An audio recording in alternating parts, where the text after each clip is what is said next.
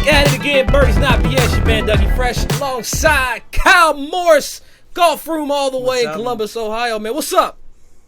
What's up, Mr. Doug? How you doing, bro? Man, I just want to say thank you for being up. I know it's like 10 o'clock out there on the East Coast, but we gotta get this information. We gotta show people how to lower their handicaps. But Kyle, man, who you are, where you at, what you do? Tell us about yourself. Well, thanks for introducing me. Thanks for having me, Doug. I think we haven't seen each other in maybe 2 years since you were back in Columbus, something like that. Give or take. Yeah, maybe 3. So anyways, I opened. My name's Kyle Morris. I own the golf room in Columbus, Ohio. It's basically a holistic golf academy where basically I took all the teaching that I had kind of on tour. I played professional golf for 8 years, and then took all the teaching I had and put it under one roof. So we do the swing side.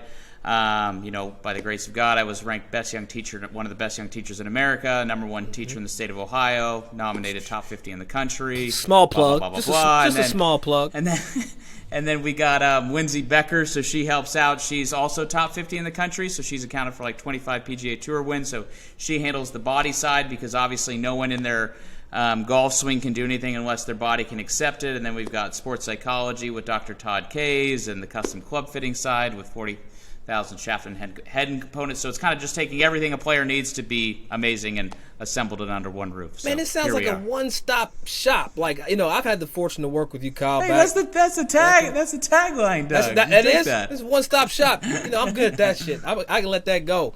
But there you go. But at the golf room, Kyle, people can come in. They can get lessons. They can work out or go through a series of workouts and functional movements. Yep. And they can even get get your mind right in the game.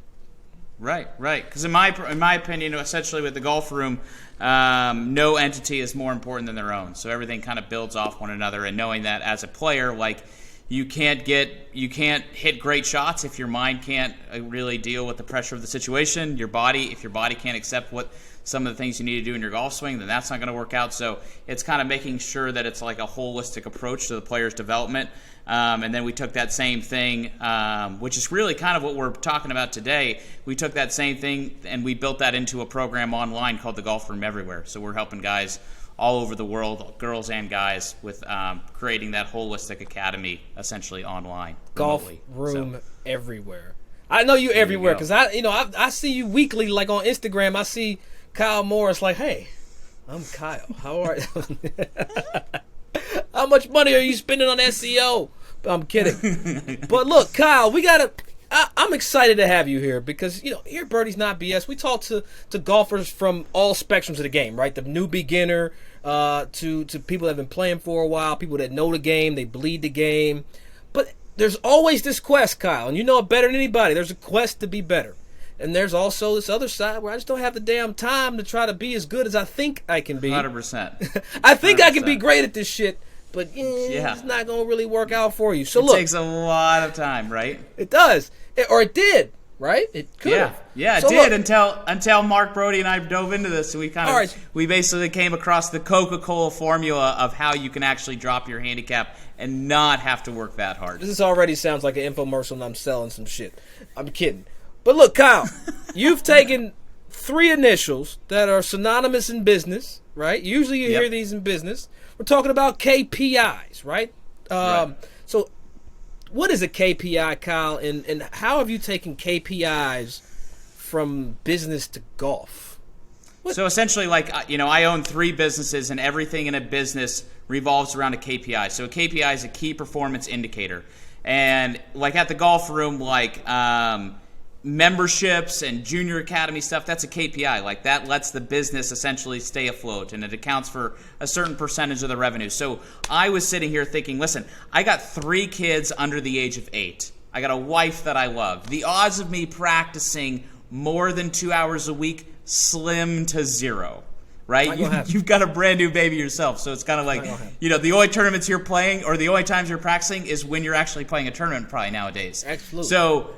Right. So my whole idea was I understand the way that the world is, and time is only getting more precious. So I called Mark Brody, and Mark Brody is the inventor of strokes gain, right? This guy has basically created the cyber metrics for golf so that we can figure out what it is and what guys need to work on in their handicap. So I called him and I said, hey, Mark, with all of the data that you have in your system, which is a lot, it's a lot. How can we figure out a way in which, if we were going to take a guy who shoots in the hundreds, or a girl, and he shot in the hundreds, how can we give him 2 or 3 things that if he worked on these things, it's going to change his business, to open up the spigot to have him move into the 90s, and then from the 90s to the 80s, and the 80s to the 70s, and we even had like 70s to the 60s if you're interested. Right. But which you That's might messed be up. interested You just in. took a shot. I played well today in my tournament. Damn it, Kyle. Thank you very much. Yeah, you did play good. It's just one day. It'd be interesting to say if these 70s go into these 60s, if these are what you did that was well. But long story short, we figure these things where, hey, if we move these KPIs and we make sure that these ones are doing good, that's going to move us into another handicap level. And that's really what we just had a 8-10 page article on Golf Digest that just came out that's really outlining. That's too many pages. That's too many. This idea. So hold on. Let me rewind real quick, because yeah. This comes first nature to you, right? So it's very easy for you to really go, but we got to break it all the way down. Mark Brody leveraged the shot link data on the PGA Tour, all the data from where players hit shots, how close they hit it from certain spots, from ranges of 100 to 125, and out of the rough. So all this data that the PGA Tour is looking at, Mark Brody figured out a way to say, these things can help you get better faster than other things. Am I right? That's loose. That's loose, but kind of. But the betting part about that is even more detailed. It's not even about the PGA Tour. These are guys like you and me, your father-in-law, my dad, your dad, the average guy, based upon all of the data that they have, which is hundreds and thousands of rounds. What is it that differentiates the guy that shoots in the hundreds to the 90s, the 90s to the 80s, the 80s to the 70s? Because it's one thing to say, a PGA Tour player makes 50% of their 8-footers. Well, I'm not on the PGA Tour, so I just want to know, what should I do if I shoot 86, right? What is relative to me, and what is my standard of beauty, right? I know that Bryson swings at 125. What's good for me, right? I shoot 95. Right? And what are the things that I need to do in my game so that if my wife gives me the grace pass to go practice at 5 o'clock with a beer in hand, and I have 46 minutes before I got to get home to get up my baby so I can change their diapers, what are the things that I can work on in my 45 minutes of practice that are going to yield the greatest fruit in my game to drop my handicap to the next level? Okay, well, good. That's what this article is about. I love that. All right, and we're going to get into it a little bit, Kyle, because I got to know some things, right? This is the new culture. We don't have time to read now. You said 8-page magazine article. I got to buy it. Let's do the Cliff Notes version. Yeah, that's what I'm saying. So look, if I'm hearing you correctly, you've leveraged key performance indicators. You took it from business. You brought it into golf. You've identified how to get people to kind of cascade down the handicap tree, if it's, I don't know if that makes sense, or fountain, because I said cascade. Either way, you're getting people to figure out how to get better and lower and lower and lower. So let's break it down. We're going to go through each section. We're only going to go 80 or the hundreds, 90s, and then into the 80s. So, how can I, 100 shooter, how can I get better, man? What you tell me? All right. So, first and foremost, the first thing that we need to do is we need to avoid the approach shot clunkers. Now, the clunkers, the person probably goes, great, what's a clunker? A clunker is a shot where when you trademark hit it... clunker? Hold on, wait, because I see that in the notes, too. Is this a thing? We're literally calling it clunkers. I think I'm going to call my attorney right now and trademark it. You might want to do that clunker KPI. Go ahead. Yeah. So, essentially, the clunker is the shot where you hit a shot and you go, hold on, I'll hit again because you're still away, right? Yeah, so the person who shoots in the hundreds has an average of 6 clunkers around from the fairway. So that's like they hit a drive, they're outside 60 yards, and they hit another one, and it's like they lay the sod over it, and it barely goes, and blah, blah, blah, blah, blah. So the long and short of that, of what the problem is when they have that clunker, is the fact that, you know, if you want kind of a technical definition, like if you're looking at TrackMan or one of the launch monitors, it's essentially like the angle of attack, right? It's the angle the club is coming into the ground, and long and short is you're hitting the ground before you're hitting the golf ball. Low point control. It's low point control. Low point control.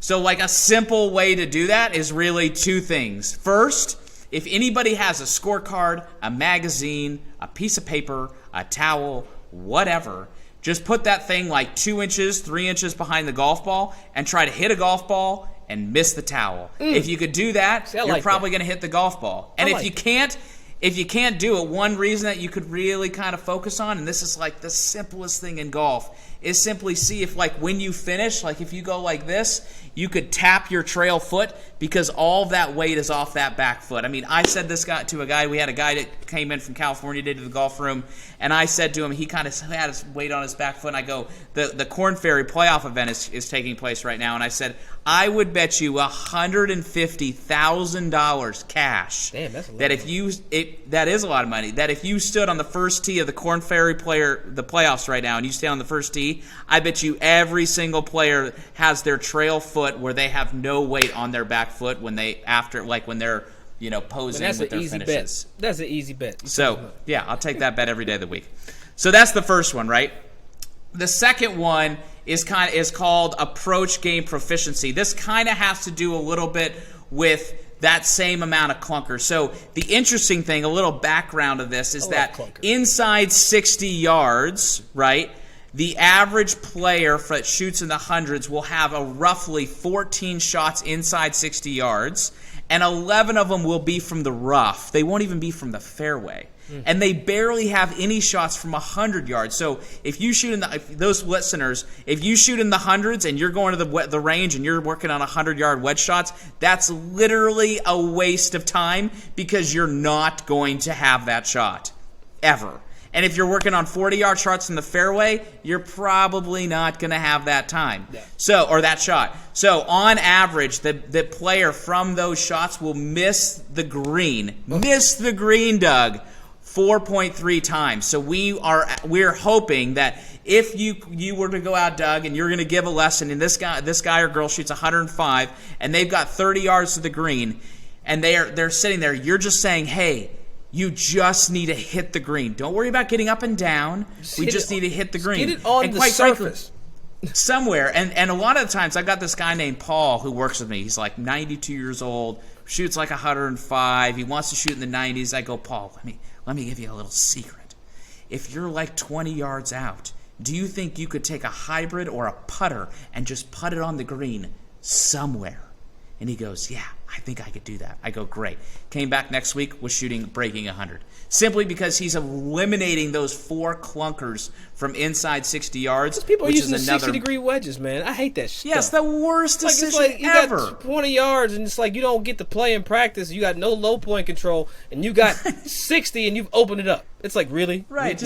Take a putter and just whack it up there somewhere. Just get it somewhere on the green. All right, so look.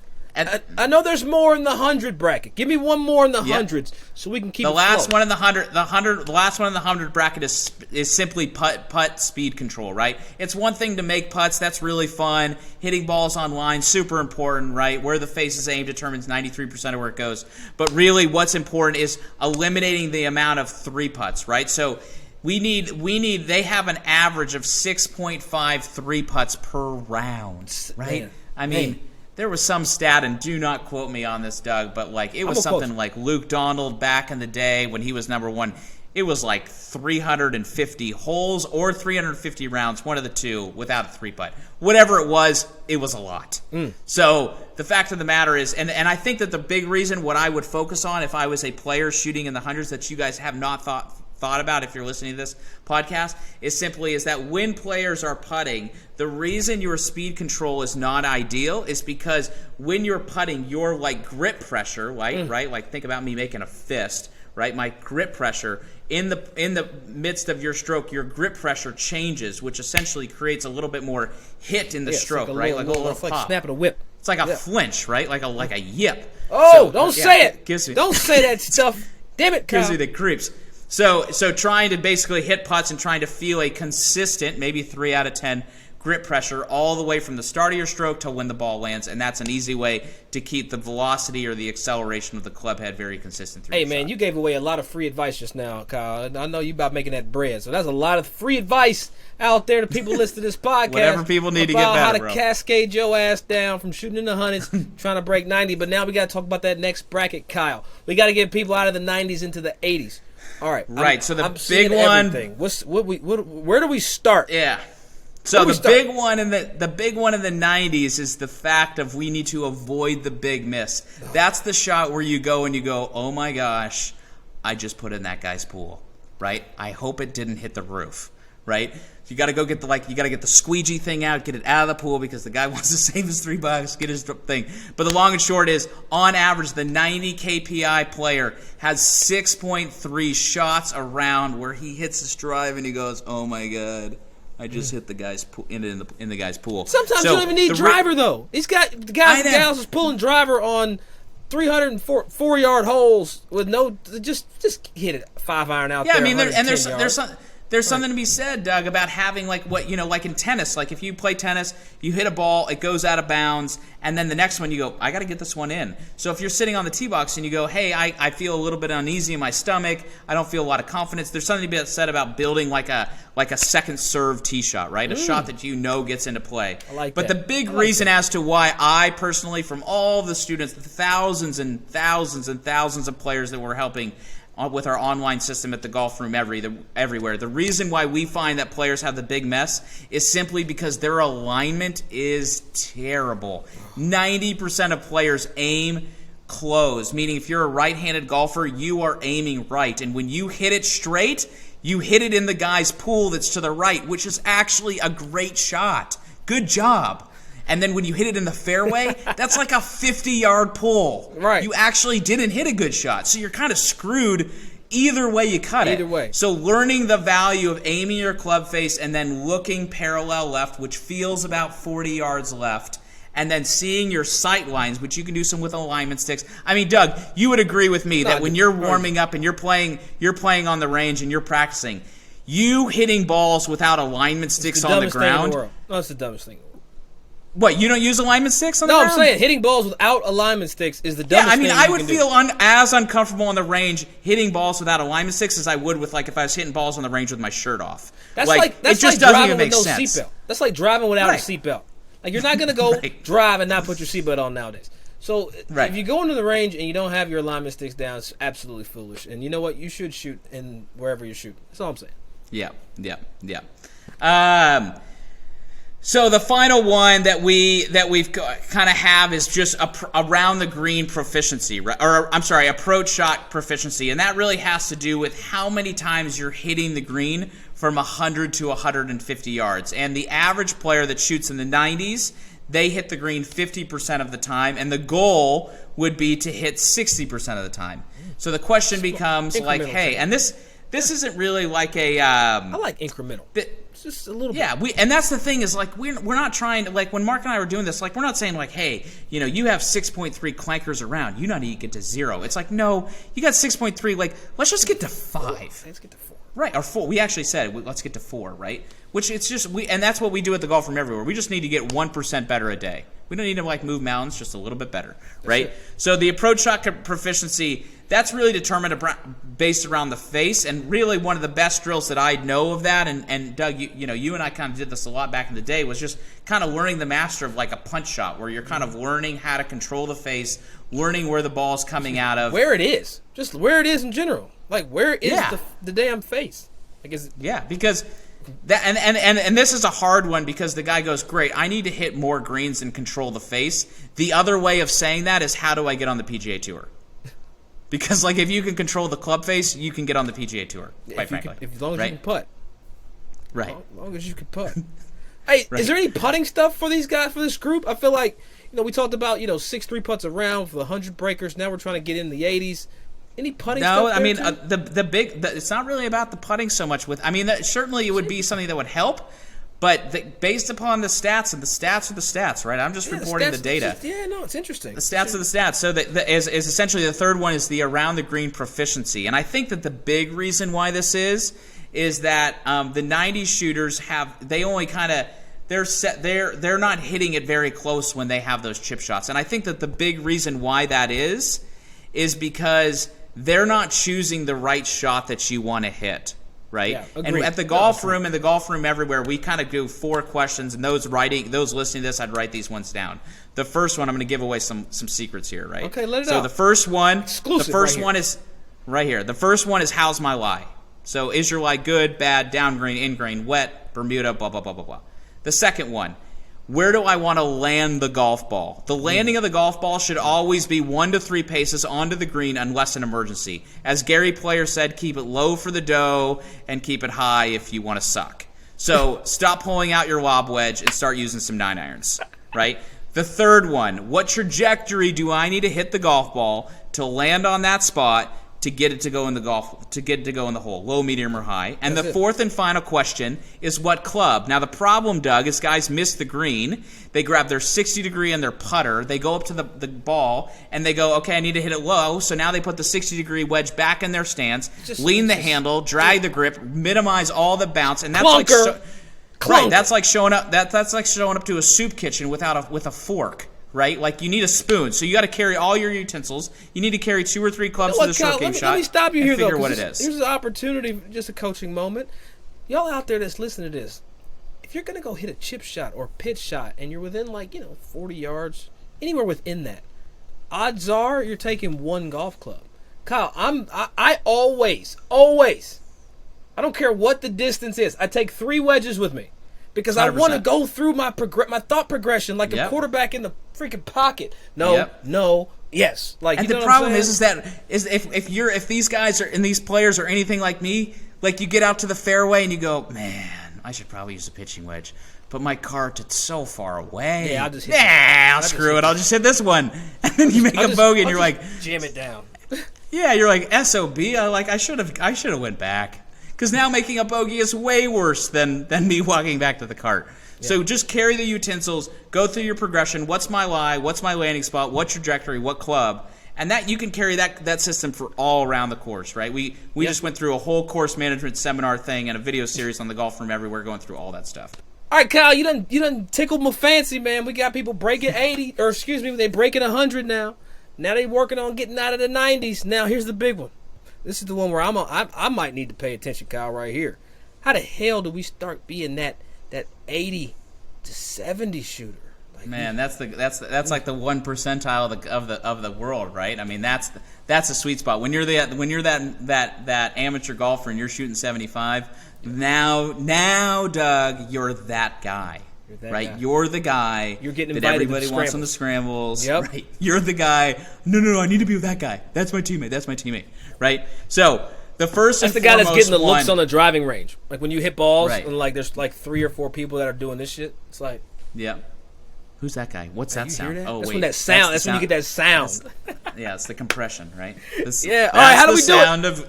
That's the sound of greatness. Now, the first one, this is kind of a tough one to hear, but it's the truth. And to be honest, Doug, to give a little backstory, when Mark and I were doing this one, we could have done this one for everyone, quite frankly. Okay. But the truth of the matter is that driving distance is really, really important, right? Especially for that guy breaking 80. So, the truth is that the players that are shooting in the 80s on average, and this is we could do a podcast on this in itself of how far players actually hit the golf ball, right? But the truth is that the 80 shooter on average hits the driver about 235. Now they might hit it 260, but then they hit it 180, and then that's the average of 235. Right? So the fact of the matter is we need their driving distance KPI to be over 250.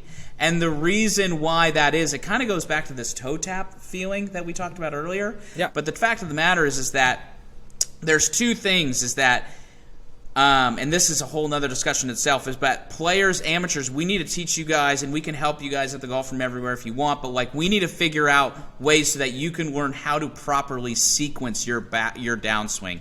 What I mean by that is like how to actually create efficient energy, right? A lot of players that come through the golf room, I would say most of them have their weight way too far on their back foot. And if you think that you don't have your weight on your back foot, I'm telling you, you have your weight on your back foot. That's you. If you don't think you are, you got it. So the fact of the matter is we need to get our pressure moving towards the lead side early, and then we also, and this is kind of based by the science, is like we need to get our arms and our hands and like some separation. We need to create some speed and some whip, kind of like we're like, you know, snapping a towel down at the golf ball, because us rotating and like you guys do at the top and rotating this chest faster, while your chest is super strong, it's not necessarily fast. Yeah. Right, so we need to create like how to work on your proper sequencing, which is kind of like some, you know, you see a lot of stuff on TPI of like going through this stuff. We do it at the Golf From Everywhere, so that's kind of, you know, going through that stuff. The second thing is simply approach shot proficiency, and this is the one, Doug, that on the PGA Tour, actually a lot of people say, hey, you know, drive for show, putt for dough. The truth of the matter is the guys who are really, really good hit it close to the hole. They don't even necessarily putt that good. Like Rory, for example, amazing ball striker, one of the best in the world, not that good of a putter, just by stats, right? Obviously, but way better than I. But so the fact of the matter is we need you guys in the 80s to the 70s. We need you guys hitting it closer to the hole. And on average, the 80s shooter hits it about, they hit it from 125 to 175. You guys hit it about 42 feet from the hole. The 90s shooters hit it about 56 feet from the hole. And the scratch golfers hit it about 32 feet from the hole. So the goal would be, if you guys were using a program like Arcos or Birdie Fire or something, capturing some stats from 125 to 175, and can you get your average proximity inside 40 feet? And if you could do that, you're going to be on your way to shooting in the 70s. And quite frankly, there's not really a magic formula for that, Doug. It's really, you need to get some lessons, and you just got to get your swing more efficient. I like the next step right here. I think this is something, Kyle, that you have to do if you want to play better golf. Like if you're trying to get from the 80s into the 70s. Yes, and it's that momentum. It's that momentum one, right? And momentum is such. Every time I play golf, Doug, we teach all these lessons and we do this stuff, and then I go back. I always try to play a lot and play some, couple, like once a week or whatever. We do a lot of playing lessons where I go, just to keep me like, okay, this is golf. Because while we're working in the lab here in the golf room, and we got 7 TrackMan, and we're about to have 5 more, and we got all these technology and K-vests and body tracks and focus bands and TrackMans and blah, blah, blah, blah, blah. Like, we're just hitting golf balls into a screen. That's it. There's also the art of playing golf. And the art of playing golf is scoring. And one of the best things that we can do is help you have more one putts. And on average, you 80 shooters, you have an average of 5.6 one putts per round. The 100 shooters is 3.8. Ooh. And we want that goal to have a KPI of 6 or more per round. Because, Doug, like when you played today, and we can kind of go back and forth. When you played today, call me out. Don't call me out like that. I'm just gonna say you played great today. What did you shoot? 6, 7 under par, right? Amazing. How many of those like one putts are like, hey, you make your birdie putt, or you make your par putt, or whatever it may be that like fuels the entire round? No, today, I had a different one that fueled the round today, but I do agree. I actually hold out a bunker shot for par. Ooh, nice. I hit a green side in one, and I bladed it over the green, and then I chunked it into the face, and then I hold it for par. But it's one. So you got it. You had that around the green clunker that we talked about earlier, but then you saved it. There was no sand in the damn green. It wasn't my fault. There was no sand in the bunker. It was like clunk. But it's just it's one of those things. You talk about momentum earlier, and little stuff like that you can ride off of. And that's kind of what got the putter hot. The fact that I didn't have to use it one hole was like, ooh, I can have low putts today. And then it started rolling. Yeah. But Kyle, look, I can't thank you enough coming in here. And we're talking about how to make people better, how to lower your handicap with not a lot of effort. Kyle, People are gonna want to know how to get from 70 to 60s, but you got to pay for that. I'm sorry, you're gonna have to Kyle, tell them how to find you, how to pay for the lessons, and get the best instruction in golf. Well, if you guys, the best thing that I would do is come follow us at the Golf Room on Instagram. I mean, I give a ton of content. Follow all the stories. I mean, we got tons of people that are following it. So come follow us at the _golf_room on Instagram. If you go to the Golf Room everywhere, and if you're out there trying to figure out like, hey, how do I build a swing where I'm doing first things first and not second things first? Because quite frankly, Doug, under what I've noticed is that a lot of amateur golfers, like, they try to fix flipping or early extending or whatever it may be. That's like you're trying to cure something which really is stemming from something else. So with the Golf Room everywhere, like, I've built this thing called the Master Plan, which is allowing players to go through their golf swing systematically. And the best part about that is that when the players get that, they get a free lesson. Like, they can send us their video and we're going to tell them what's up. And say, hey, here's what you need to work on. And it's completely free, like no hidden costs. So you can kind of go to thegolfroomeverywhere.com or come visit me in Dublin you can come to the Golf Room, just go to thegolfroom.com and find it. But that breaking 70 to 60, we'll have to tell you that one off the record, Doug, because I think you'd like to hear that. Absolutely, no, you gotta pay for that shit. There's some things there's some stuff that's free.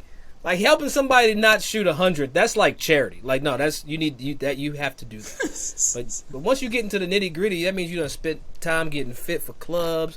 You practicing. You got your outfits, shoe games right. You want to take that next leap to shoot, in the 60s. You have to hit Kyle up and pay the piper, man. Kyle, I can't thank you enough for staying up late with me on the East Coast. Thanks, I'm in Phoenix. It's only 7:45 right here, but this is what Kyle does. This is what I like about Kyle. He's up late. He's up late, up early. You know what I'm saying? This guy don't sleep. Business owner. This guy eats, sleeps, drinks, golf, but it's more than that for him, man. Huge man of faith and a guy that I completely support. So Kyle Morris, I can't thank you enough. Coming in here, Birdies Not BS. Hey, y'all know what to do. Instagram, Facebook, Twitter, birdiesnotbs.com. Where else? I don't know. Y'all know. Birdies Not BS. You already know. Send us your questions. Holla at your boy, man.